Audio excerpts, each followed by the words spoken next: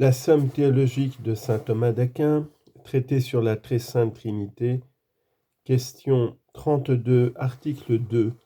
Devons-nous admettre des notions dans les personnes divines ? Saint Jean Damascène dit dans son traité sur la foi orthodoxe: nous connaissons la distinction des hypostases divines par les trois propriétés de paternité, de filiation et de procession. Donc, nous devons mettre des propriétés et des notions en Dieu. Sommaire. Nous devons mettre en Dieu certaines notions, car il est nécessaire d'exprimer par des termes abstraits et par des termes concrets les attributs essentiels, ce qui ne nuit pas à la simplicité divine. Corps de l'article. Il faut dire ceci. Le docteur affirmatif du rang de saint pour saint, craignant de blesser la simplicité des personnes, refusait d'admettre des propriétés et des notions dans la Trinité. Et quand il les trouvait exprimées dans le discours, il voulait qu'on prît l'abstrait pour le concret, comme nous disons « je prie votre bonté » pour « je vous prie, vous qui êtes bon ». De même on dit selon cet auteur la paternité divine pour Dieu le Père. Cette opinion n'est pas fondée. Ainsi qu'on l'a vu dans une question précédente, nous pouvons, sans porter préjudice à la simplicité souveraine, appliquer à Dieu des noms abstraits et des noms concrets. Un principe incontestable, c'est que nous nommons les choses comme nous les connaissons. Or, notre intelligence ne peut saisir la simplicité divine en elle-même telle qu'elle est dans sa pure essence. Nous la percevons par conséquent, nous la nommons, comme nous la découvrons dans les choses sensibles qui sont la source de nos connaissances. Eh bien, dans les choses sensibles, nous nous servons de noms abstraits pour désigner les formes simples et de noms concrets pour représenter les êtres subsistants et complets. Nous devons en faire autant dans les choses divines. Nous devons employer des noms abstraits par rapport à la simplicité suprême et des noms concrets relativement à la subsistance. Nous devons décliner ces deux sortes de termes, soit qu'il s'agisse de la nature, soit que nous parlions des personnes. Nous pouvons dire d'une part divinité de Dieu, sagesse et sage, d'autre part paternité et père, filiation et fils. Deux raisons principales nous imposent rigoureusement cette double terminologie. D'abord, les instances des hérétiques. Quand ils nous demandent comment le Père et le Fils et le Saint-Esprit sont un seul Dieu et comment ils forment trois personnes, nous répondons qu'ils sont un seul Dieu par l'essence ou par la divinité. Mais si nous n'avions pas des mots semblables pour spécialiser leurs attributs, par quoi pourrions-nous expliquer qu'ils forment trois personnes ?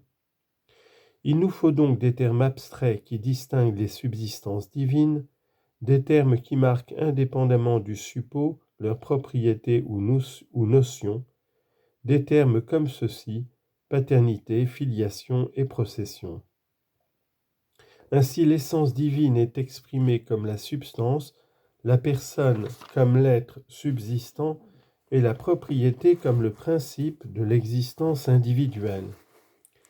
Ces entités répondent aux questions quoi, qui et par quoi. La seconde raison qui nous commande d'employer des termes abstraits dans la question de la Trinité, ce sont les relations.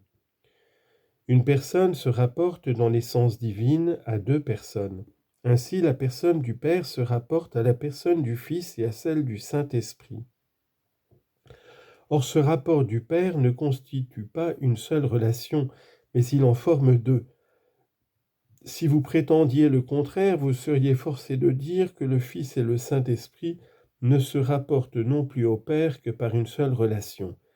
Dès lors, il ne serait pas deux personnes, mais une seule, puisque la distinction, le nombre, résulte dans l'ineffable mystère de l'entité relative. On dira peut-être, avec le docteur affirmatif, quoique les créatures aient des rapports divers avec Dieu, cela n'empêche pas que Dieu n'ait qu'une sorte de rapport avec les créatures. Pourquoi donc le Père ne pourrait-il se rapporter au Fils et au Saint-Esprit par une seule relation, bien que le Fils et le Saint-Esprit se rapportent au Père par deux. Il est facile d'en donner la raison. Comme la nature de la relation consiste fondamentalement dans le rapport d'une chose à une autre, deux relations ne se distinguent pas spécifiquement par cela seul qu'elles ont leur terme dans une relation opposée. Il faut qu'elles aboutissent à deux entités d'espèces différentes. Ainsi, dans les choses terrestres, la relation de maître et celle de père sont diverses par la diversité de la servitude et de la filiation. Or, toutes les relations des créatures avec Dieu sont de la même espèce, puisqu'elles sont toutes fondées sur le rapport de l'effet avec la cause. Mais les relations du Fils et du Saint-Esprit avec le Père n'ont pas la même nature. On ne peut donc assimiler ces deux sortes de relations. D'une autre part, les relations du Créateur avec les créatures ne sont pas réelles, comme nous l'avons vu dans une question précédente. Mais les relations du Père avec le Fils et le Saint-Esprit reposent sur la réalité des choses. Si donc le Fils et le Saint-Esprit ont deux relations qui les unissent au Père, il faut que le Père en ait aussi deux qui le rattachent au Fils et au Saint-Esprit. Comment donc exprimer ces deux relations, le Père n'étant qu'une personne, sinon par les termes abstraits qui dénoncent les propriétés et les notions? Première objection. Saint Denis dit dans son traité des noms divins que personne n'ose dire de Dieu autre chose que ce qui nous est révélé par les oracles sacrés.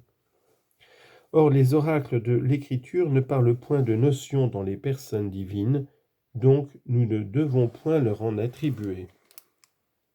Réponse. On ne lit pas dans l'Écriture les noms des notions, mais on y lit les noms des personnes. Or, les noms des personnes renferment les noms des notions, comme le concret renferme l'abstrait. Deuxième objection. Tout ce qui est en Dieu appartient à l'unité des sens ou à la trinité des personnes. Or, les notions n'appartiennent pas à l'unité des sens, car nous n'en affirmons pas les attributs essentiels en disant par exemple la paternité est sage, créatrice. Elles n'appartiennent pas davantage à la trinité des personnes, car nous n'en affirmons pas non plus les propriétés personnelles, comme on ferait dans ces deux propositions, la paternité engendre, la filiation est engendrée. Donc, nous ne devons pas mettre de notion en Dieu. Réponse. Bien que les notions mêmes se trouvent réellement dans la nature divine, elles ne sont pas, telles que nous les exprimons, des réalités subsistantes, mais des entités relatives qui font connaître les personnes. On ne saurait donc en affirmer des choses qui impliquent un acte essentiel ou personnel, parce que cela répugnerait à l'idée qu'en donne le langage humain. Ainsi, nous ne pouvons dire que la paternité engendre ou crée, ni qu'elle est sage ou intelligente, mais rien n'empêche de leur attribuer les qualificatifs qui, au lieu de se rapporter aux actes, éloignent de Dieu les imperfections des créatures. Ainsi, nous disons légitimement que la paternité est éternelle ou immense, ou d'autres choses pareilles. Il est aussi permis de leur appliquer, vu l'identité du sujet et de l'attribut, des substantifs essentiels et personnels, car nous disons fort bien la paternité est Dieu et la divinité est Père. Troisième objection. On ne doit pas attacher des idées abstraites aux choses simples pour les discerner, car elles se connaissent par elles-mêmes. Or, les personnes divines sont infiniment simples, donc on ne doit point y attacher des notions. Réponse.